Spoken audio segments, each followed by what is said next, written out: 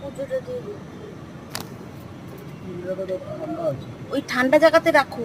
কোন জায়গা? ওই যে ওই জায়গাটাতে রাখো যেখানে ছায়া, ওখানে কোথায়? ও এখানে ছাওয়া আছে। হ্যাঁ দাঁড়াবে, হ্যাঁ আমরা তো একসাথে চলে যাবো।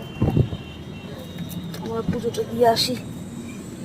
আমাদের এখানে প্রত্যেক বছর খুব জাগ্রত বাসন্তী পূজা হয়, যাকে আমরা বুড়িমা বলে রাখি। হ্যাঁ, এই সময়তে সেই বুড়িমার উৎসব চলছে। বুড়িমার উৎসবে আমরা এসেছি এখানে। এটা আমাদের পারিবারিক উৎসব বলে কথা।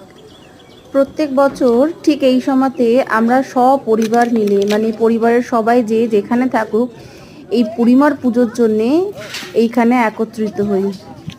আমাদের এখানে আসার মেন উদ্দেশ্য হলো এই বুড়িমার পুজো।